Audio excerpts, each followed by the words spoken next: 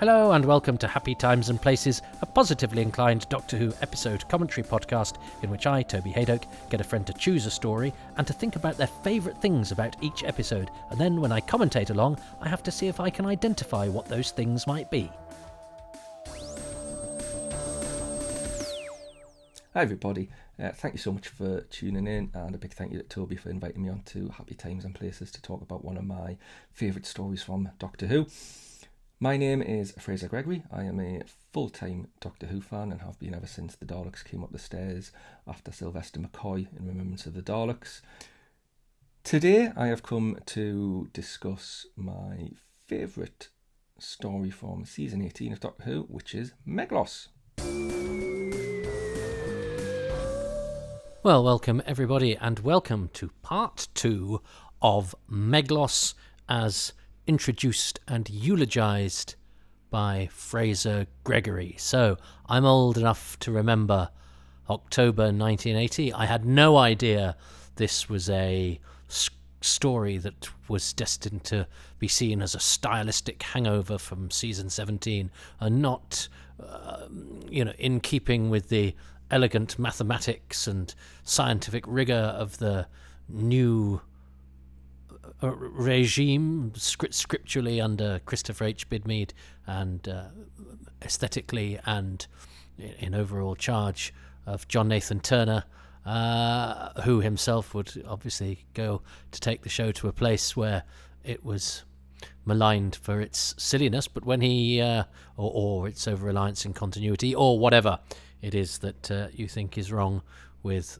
the John Nathan Turner era, and there are lots of people who have lots of differing opinions, and some who think that opinion is wrong and that Doctor Who wouldn't have survived as long without him. I mean, I think there's a truth in little bits of everybody's views, but certainly he was the Renaissance man this period of the show's history, and the Leisure Hive had brought Doctor Who dazzling into the 1980s with its Starscape and its neon logo and its Love It Bickford with his single camera work and the music by the Radiophonic Workshop, and a very sensible and rigorous approach to the scientific aspects of what Doctor Who could do. And then one story later we have a planet with talking plants, invaded by pirates led by a bloke from the Army game, and people in wigs arguing with people with hats about religion versus science, all whilst Doctor Who and his companion don't even leave the TARDIS for the first instalment, and we are about to find them going through a loop in time, a chronic hysteresis, which they will... Well, we'll see how they'll get out of it. So let's see how Frazer Gregory defends Meglos, as he has every right to do. And we're going to press play in 3, 2, 1.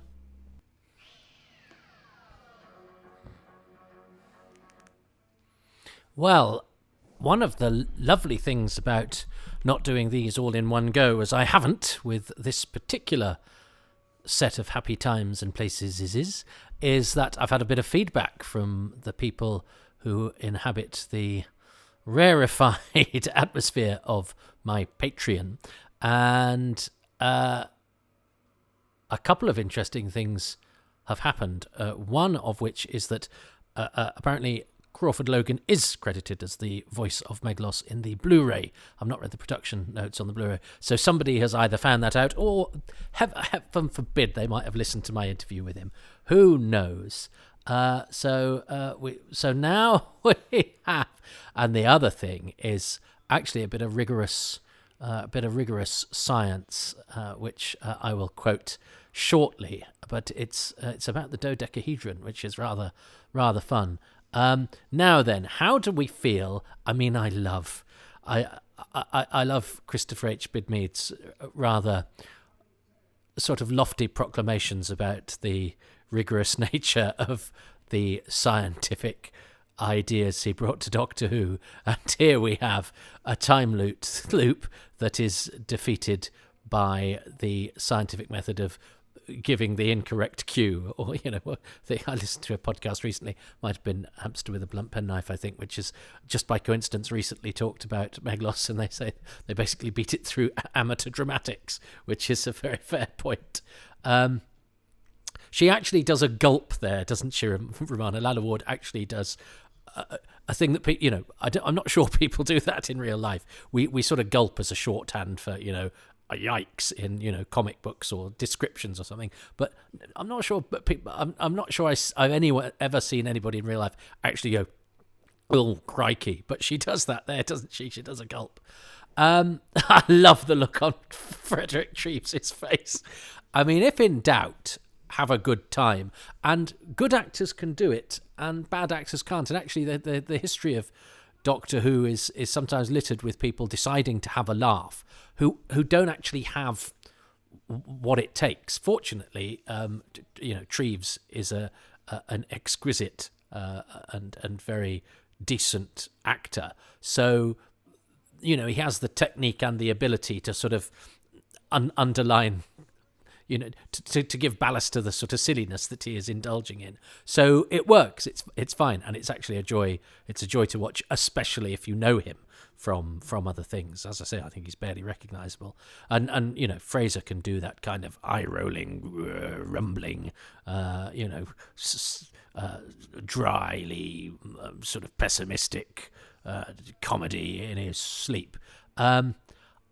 Yeah, as I say, it's a bitchy. This episode is 21 minutes long, and a good portion of that 21 minutes is the Doctor and Romana doing the same thing.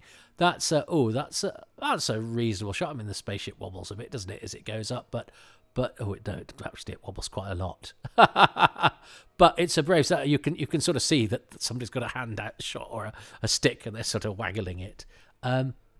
Why does that person get a? Why does that extra at the back get suddenly a bit of attention?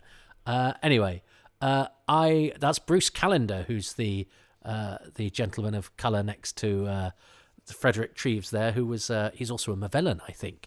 He's no longer with us, but nice to see. It's a sadly rare thing to see any actors of colour in Doctor Who, during this period. And of course it's rather a shame that it has to be a non-speaking uncredited performer, but it shows that attempts are being made to redress the balance, however inadequate they might seem now. That was actually a lovely shot, that low angle, and you saw Jacqueline Hill's shadow first, actually rather nicely lit. She's a very striking woman, isn't she? And that's a great costume, the pink and the black. Zasta's just woken up, and he's oh, poor old Edward Underdown. So the Deons worship the dodecahedron, and the lovely Lisa and Troby and Lisa, who are patrons at patreon.com/Toby Hadoke and all of that malarkey. They having listened to episode 1 of Meglos on Happy Times and Places, they have sent me, they're round the archives on Twitter, by the way, and they do a brilliant podcast, which I've just remembered I've agreed to do. That's actually a decent shot, because it's a mixture of perspective and of a bit of model, and yeah, that was all right. The the ship landing far away in quite a small set. I think they're quite stuck for space here. So actually, that was quite inventive. I'm not sure what I make of Tom Baker's performance of Meglos. I mean, the one key thing is that nobody's talk to each other, because Meglos, the plant, is quite sort of cheeky, and, well, he's very straightforward, and, he sort of banters and outwits. He's got a witty presence in his villainy, and then Christopher Owen is quite nicely sort of alien and savouring his sort of shape changing, and then Tom Baker has gone for sort of coldly psychotic. So nobody's discussed what Meglos is like, so that the three performers actually tie in their interpretations with each other. I like Colette Gleeson. She was a a regular in Just Good Friends, the Jan Francis Paul Nicholas sitcom.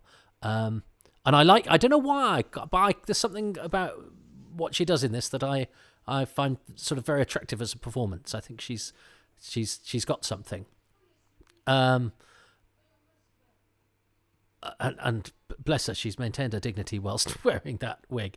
Tom Baker's doing villainous acting there. I'll tell you about Simon Sutton, the Sentry. And I know that he's in later episodes. He's in all 4 episodes because, did I say this last time? This is the problem with not doing it all in the same night, is that Meglos is the only Doctor Who story that doesn't just consist of the regulars. So that let's take Edge of Destruction out of the equation, or we could say Edge of Destruction and Meglos are the only Doctor Who stories of the classic era, because obviously a Doctor Who story is a self-contained episode in the modern era, that has exactly the same cast credits for all of its episodes. Now, it might be worth looking at the crew credits, but I think because it's mid-season, it won't top and tail it with some of the things that you might have mid-season. If the crew are all the same, which I suspect they probably are, then we can extend it to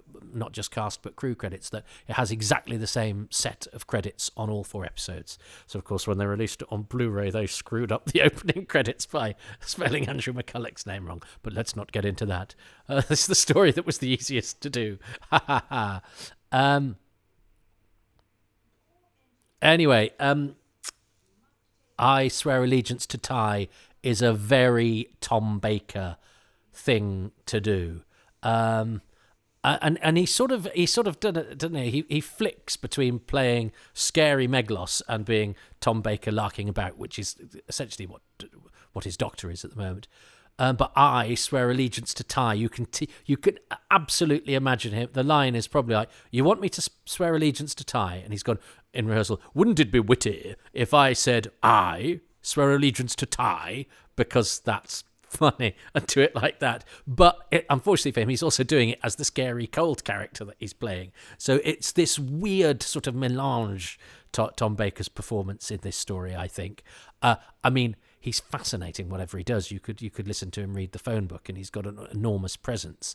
But he's quite ill-disciplined and I'm now not always, because sometimes an anarchic sort of unpredictable presence as a performer can be electrifying on film and television.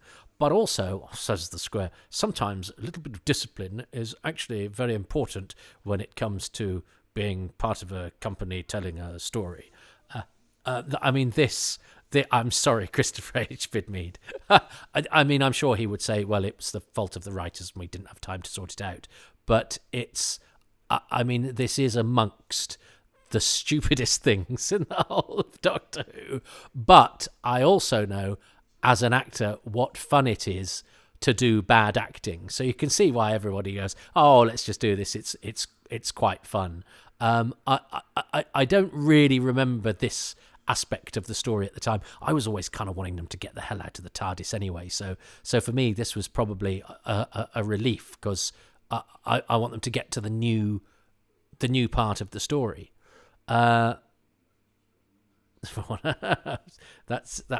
all quite indulgent, isn't it? But it's okay. And so we've had that lower shot, and now we've got a higher shot and the camera coming down. So and then Diedrichs and Caris sort of almost, bookending the frame as that comes down. That's not a bad attempt at an attractive and interesting visual, and the levels are all good there. Tom's up on a plinth, isn't he? So he's a bit higher than everybody.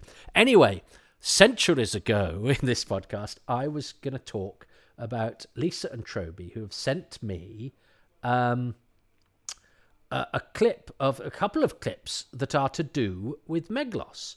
One is of Carl Sagan, the famous Carl Sagan, who's and it's I wish we had program. It's just a clever man walking around and not always even looking at camera and saying stuff about, in this case, maths.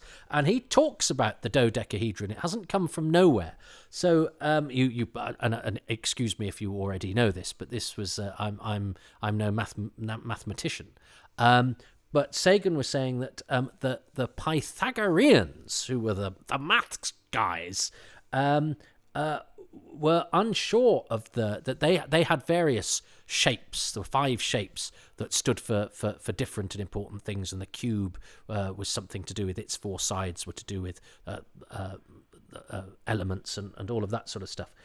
But the dodecahedron was a sort of, it was a secret.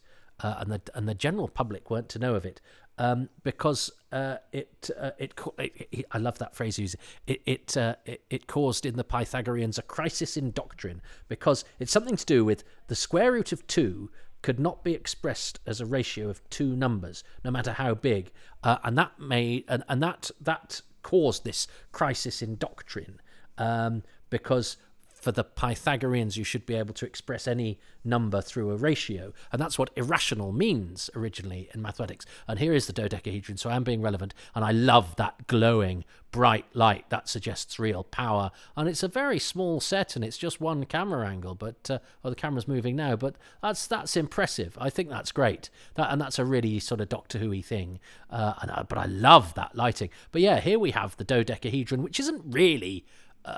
Tom's doing is raising his eyes to his skull thing that he does at the end of Armageddon Factor. You see him doing that pissed at parties and going, I've got a thing I can do now, so I can bring it into my sci-fi. So here he's got a thing. So he's with the dodecahedron, which... but it's not just about maths, it's about the meaning of irrational, because irrational literally meant, unable to be expressed through a ratio, but for the Pythagoreans it then came to mean threatening, because their world no longer made sense. So that's how we get our meaning of the word irrational to mean against dangerously against sensible thought, because it threatened their mathematical outlook. And so the dodecahedron, which is made up of its faces, are they're pentagon.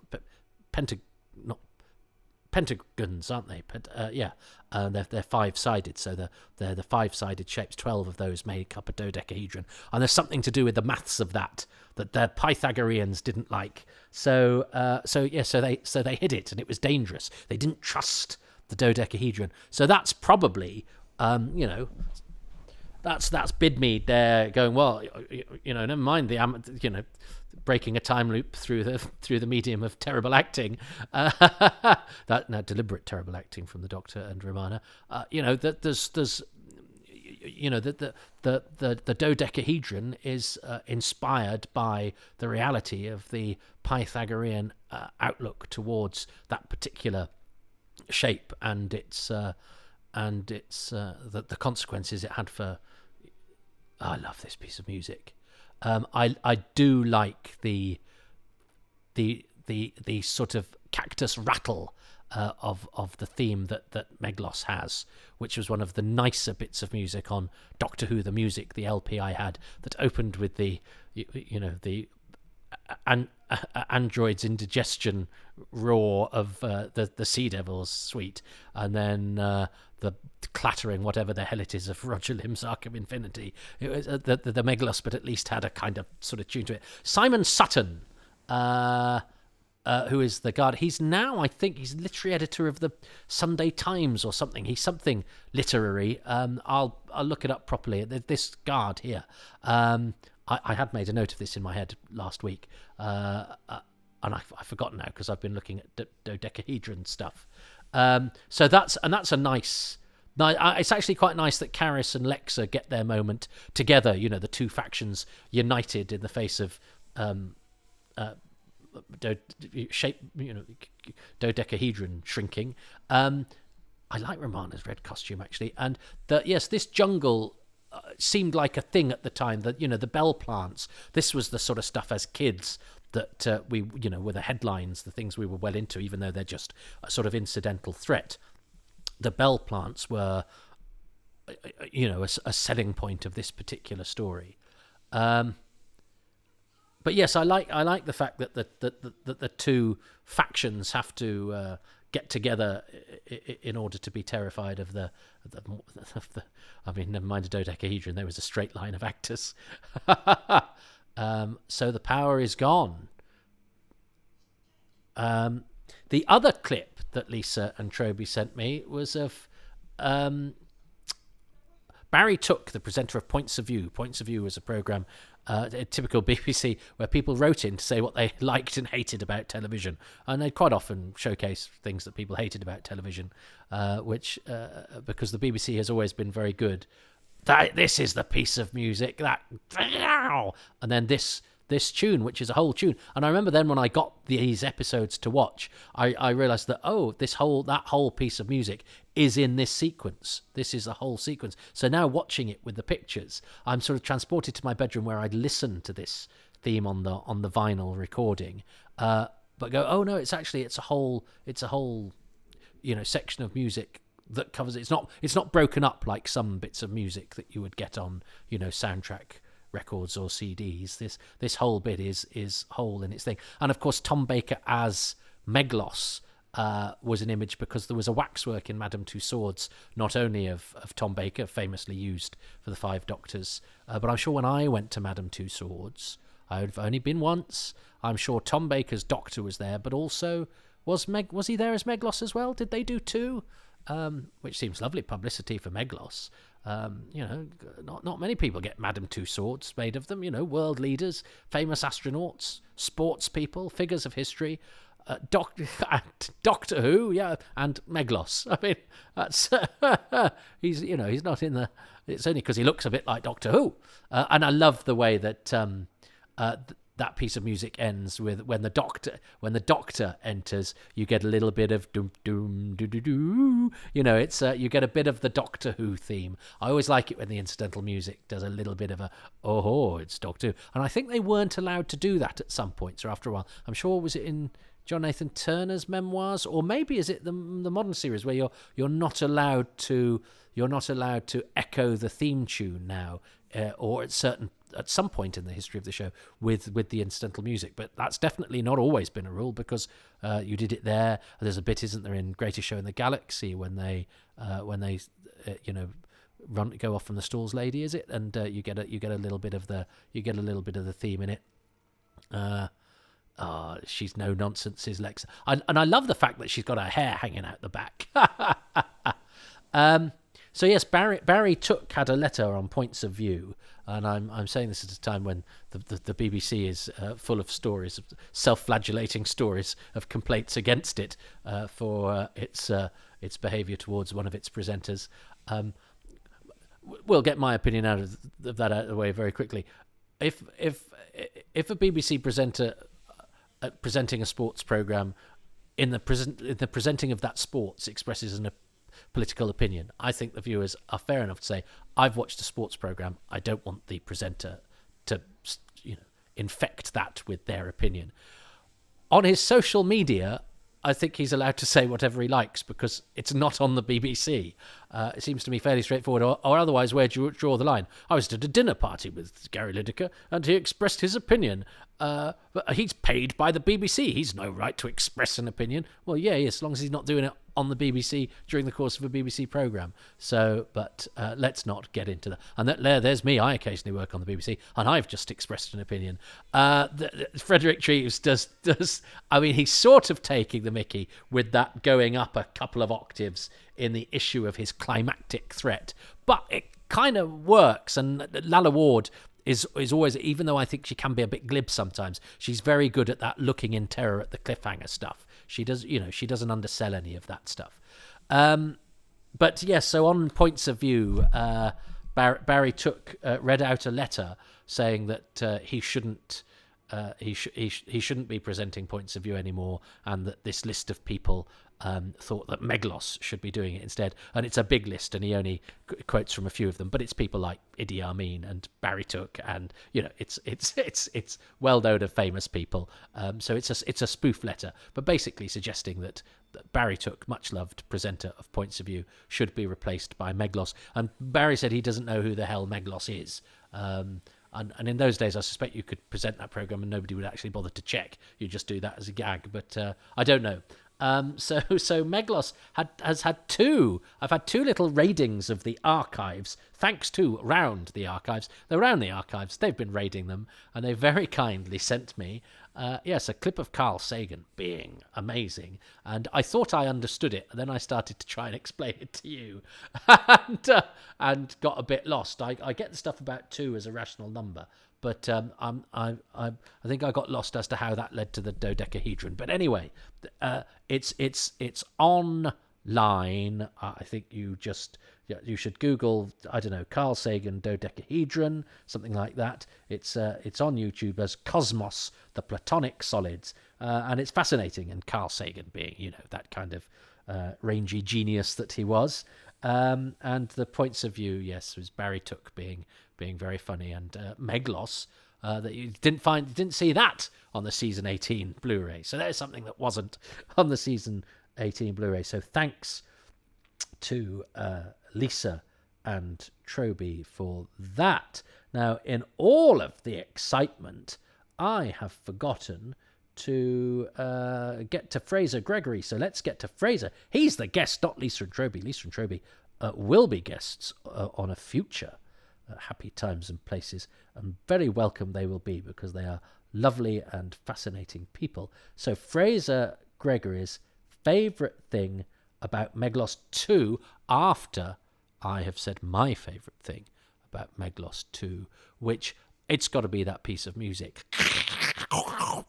And of course Meglos is interesting because it has a different musician for parts. So the crew, I think you'll find, won't be the same on all 4 episodes, because we changed the incidental musician, of course, because Peter Howell and Paddy Kingsland shared duties due to illness. So so all of the credits are not the same, but the cast list is exactly the same on all the episodes of Meglos, and the only other story that has identical cast list for its whole duration is Edge of Destruction, which sort of doesn't count because it's just the regulars. Okay, so my favourite thing is that piece of music, particularly the sort of rattlesnake, spiky cactus, goosebumps going up your arm.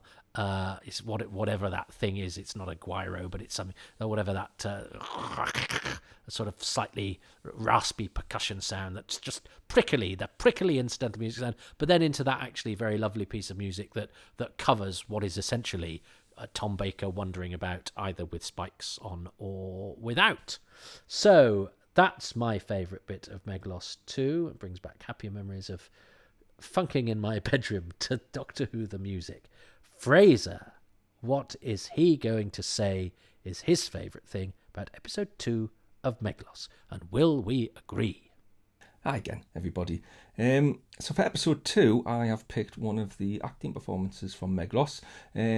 No, it's not Frederick Killer Treves or Bill Kick K9 Fraser, but it is the man himself, Thomas Stewart Baker.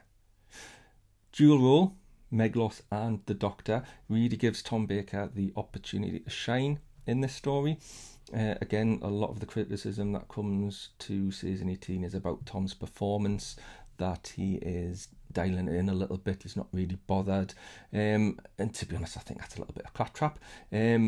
Certainly in season 18 he's more subdued, he's less of a clown than what he was in season 17, but that's a conscious effort on the part of the production team to move away from that side of his character, and it really gives him again the opportunity to shine and show that he is a really good actor. It takes him back to his season 12 heyday when he was fresh into the role and he had a lot to prove. To go out this way in this style is a really great opportunity for him. And with Meglos, he does play both roles really well. He still has that fun clownish side to the Doctor when he's tripping up in the TARDIS console room, but he also brings that intensity and that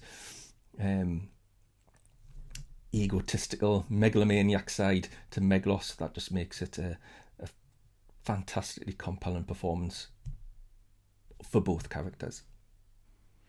Oh, interesting, because I was not wild about Tom there, was I? And it's partially because he, as I say, I think it's to do with discipline. I think when he does that sort of cold, hard stare, he could stop you at 1,000 paces, and he definitely is a man of extreme power and menace when he wants to be. I mean, and as an actor, he has that real sense of danger, and there's a stillness to him when he wants, which, considering he's so flamboyant and toothy, shows that he's actually more than just the personality actor I think he's sometimes consigned to being in the discourse that we have about doctors and doctor actors. He's not. He's a classical actor of some heft, and he has great presence. But I do think he is ill-disciplined, and I actually like his season 18 performance. I like the sort of slightly maudlin, brooding, because he's still really funny in season 18. He's still extremely witty, and has some great lines. I'm with Frazer. I don't buy that he's just maudlin, but there is a low keyness that is a conscious decision to rein back some of the excesses of season 17, which I do think kind of needed doing, and especially with the new style of production, it needs somebody to be a bit less, winking through the fourth wall or whatever. But I do think Tom Baker is a very, very good actor, but I'm not sure I'm with Frazer that it's at its best with the characterization of Meglos, for the reasons I outlined about lack of consistency with the different people playing it, but also I think there's a lack of consistency within Tom as Meglos. Sometimes and yes, I know he's having to pretend to be Doctor Who to pull the wool over the eyes of the Tigellans, but he sort of sometimes does that, and he sometimes doesn't. I'm talking myself out of because when he's in that control room and he is a bit sort of Tom Bakery, but it's because I don't entirely trust Tom Baker, because I've seen him misbehave before. But then again, a performer that doesn't quite make you feel comfortable and makes you go, is he taking the make? That's very interesting. I think it's because I mistrust self-indulgence. I don't like it as from actors, and I don't like it from comedians, especially when it's a sort of team game. So I've always said, it's easy to get a laugh. It's harder to get the right kind of laugh. And if you're on stage with 4 other people and you get your cock out, you're going to get a laugh. Let's not go any further. But you know what I mean. You could get up, but it's unfair on your fellow performers if they're trying to time some lines or a bit of business that you've meticulously worked out. It's easy to get a sort of It's easy to spoil the context and get a sort of visceral, or instinctive response from an audience or from a viewer. I think it's harder to do it and stop the house of cards from falling down. Do you know what I mean? When you're being funny within something like Doctor Who, you have to do it in a way that doesn't wreck Doctor Who, which is on very flimsy ground. It's almost daring you to not take it seriously or to dismiss it by its very nature and by its very premise. So it needs sort of somebody responsible at its core. And of course, Tom Baker is probably my favourite Doctor. He and Patrick Troughton will have to slug it out. But probably what puts Tom, fighting with Troughton rather than beating him is his occasional waywardness, which I know is part of his appeal as a performer, because Brian Croucher calls him a creative terrorist, which is a great phrase, and he'll sort of throw a bomb into a scene and keep everyone on their toes. Nobody's phoning it in then, but I think it can also be a little bit selfish, dare I say it. There, I've said it. And that's me, talking about a man that I love, who was my introduction to Doctor Who and was my doctor, I've been lucky enough to encounter as well and had good times with. Although I've occasionally sensed that slightly sort of bullish, slightly difficult side to him, where you go, oh, you're throwing your weight around a little bit. I think there is an element of that, and sometimes that can be in daring you with a sort of performance thing. You can almost see he might be daring the director to go, I'm going to do this now, and I dare you to cross me on it. But maybe that's just because we know so much about him now that, and we've got some of that studio footage from other stories where he sort of, he's a bit hard work. How do you know how I'd react? Are you an alien from the constellation of Cerberus? So I think there is a sort of, there is a,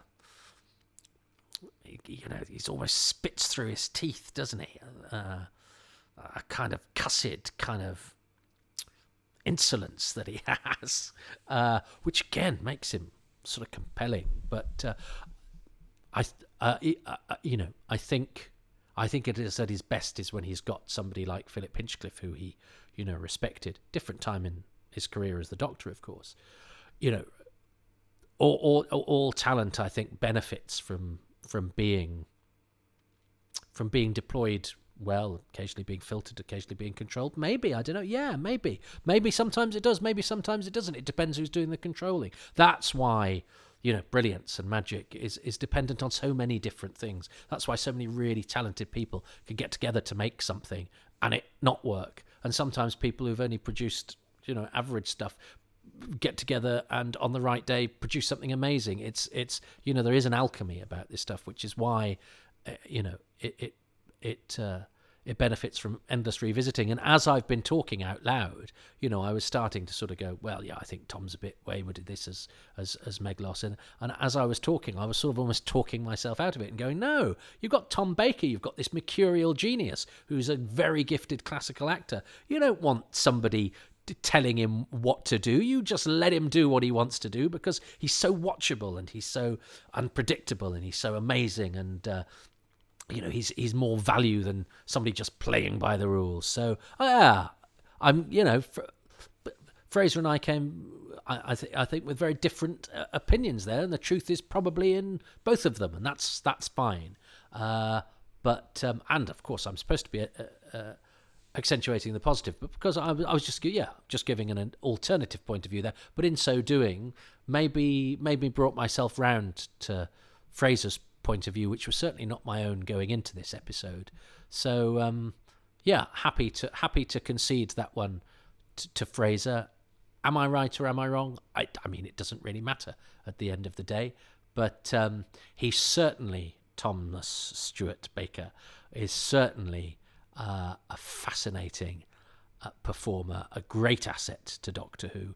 I think he's great in season 18. Season 18 I watched as a kid, and there was no question that Doctor Who was amazing and that Tom Baker was an amazing Doctor Who. And we know so much now, and he is a contrary and complicated and often contradictory figure is Tom Baker, but he's magic, isn't he? He is essentially magic. Tom, never mind the Stewart. Stewart is Gallifreyan for magic. Tom Magic Baker. I salute you. Even though, as we see in Meglos, he can sometimes be a little prickly. Well, thanks very much for listening to Happy Times and Places, which is presented by me, Toby Hadoke, and my special guest, Frazer Gregory, who can be found on Twitter at Felix Fraser.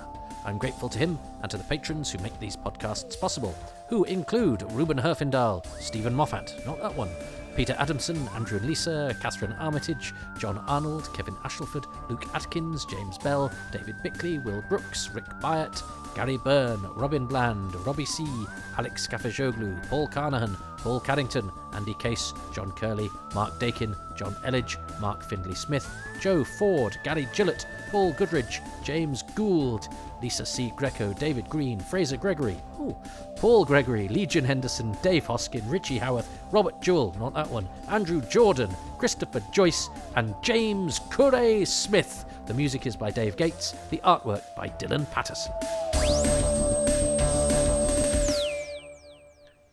Would you like your names read out on the credits of a Doctor Who podcast? Well, that's just one of the bonuses that you can get if you are a patron. That has been mentioned a lot during this podcast because Lisa and Toby, who sent those videos to me, they are members of the patron community, which means that they hear these podcasts a bit in advance of when they are released to everybody else, which is why they were able to, halfway through this one, send me some enlightening information about them. But it's not all about, being a patron is not all about how you can help me by providing interesting content for future episodes. It's so that you can be like they were, which enabled them to do that, early listeners. They get Happy Times and Places 6 months before you do if you get it on iTunes, Spotify, or any of the other normal outlets where stuff is free.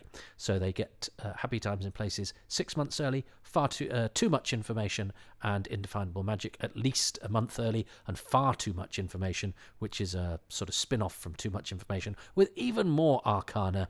That is a patron exclusive, as are monthly AMAs, as are other little bits of bonuses, which are all available at the lowest tier, which is £3 a month. And you can even get 10% off that if you go for a year's subscription in one go. The tiers go up, but all of the proper content is available at the lowest tier.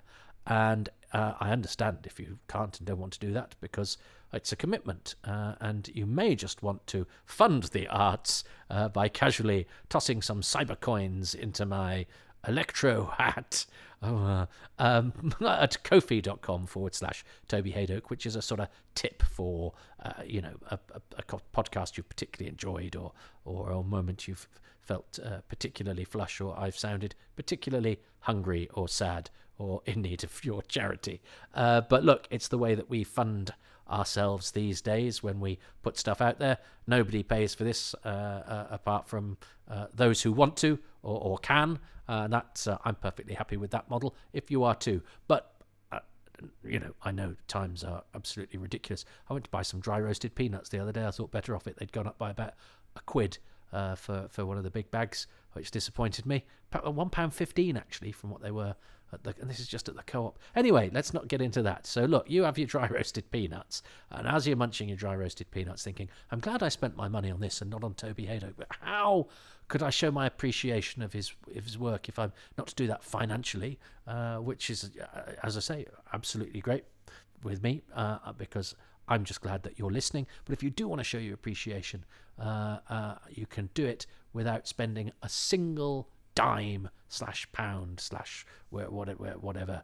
Dime and pound aren't it's dime or penny, isn't it? It should be dollar or pound. Anyway, doesn't matter. Patrons get fewer mixed metaphors. No, they don't. They get exactly the same. They just get them earlier. How you can show your appreciation, why you would want to after this, is to go to iTunes, Spotify, Podbean, anywhere you can score these, give them 5 stars. That really helps the algorithms. That really helps to get word out about these to people who might not have had the chance to hear them. And a few lines of review wherever they let you do that. And perhaps saying nice things on Twitter and on Facebook and all those places in cyberspace really helps. Really helps more people become aware of these. And if more people are aware, more people might listen. And if more people listen, well, that just goes to show that these labours are not wasted. And follow me on Twitter at Toby Hadoke. These podcasts have their own feed at Hadoke Podcasts. I have a Twitter page, Toby Hadoke, which is all my work stuff. It's a black and white picture of me. No, it's not anymore. It's me looking like a comedian, rather than my personal page, which I'm sort of streamlining to just be for personal stuff. But my Facebook, I think it's a fan page. You can sign up to that as well.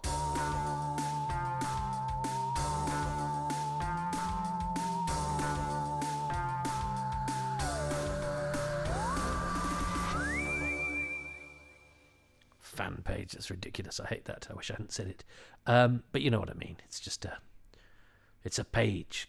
Toby Hadoke comedian page. It's I suppose, is this faux modesty? Because I don't want people to be. I can't bear the idea of people being fans because what they might like what I do. Well, you wouldn't do it if you didn't think that people would like what you do. So, I'm uncomfortable with the whole. I don't embrace the modern way of doing things. But I take my hat off to people that are very good at TikToking their way into the public consciousness. I would rather the work just spoke for itself, but you have to solicit for follows and attention and traction these days. And I'm not very good at soliciting. I sort of, I like stand on the corner with, some scabies and gout going, let's $5 for a good time. No, shall we not go for a metaphor where I compare myself to a Victorian prostitute grudgingly handing out her virtue for a couple of coins? But it is essentially the same thing, except what you get from me is bespoke. It's special stuff. It's on the avant-garde side of the peccadillo market. Basically, in the wee small hours, you want me to get you going with a few apposite and canny observations about Doctor Who and a few facts about the actors they're in. So, anyway, I suppose this counts as the post-credit. The sort of the plugging has bled into the post-credit sequence, but that's okay. I hope you're very well wherever you are, and I will speak to you next time. I've got Meglos on my mind. I might even do that episode now, though I have a slightly raw throat because I've done an hour and a quarter's AMA. It's an Ask Me Anything, which is a patron exclusive. And I've done this episode of Meglos, and I've been chatting to my dog because he's been a bit lonely because my other half has not been especially well. So I'm all a bit of a one-man band here at Hadoke Towers right now.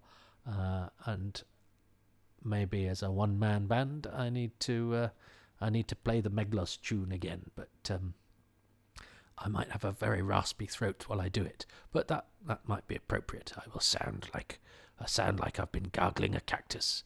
I'm very tired too because I've watched all 12 episodes, all 8 episodes of The Last of Us, which we kind of binged last night, and I have one more to go tonight. So, but I can't watch that without Shirley.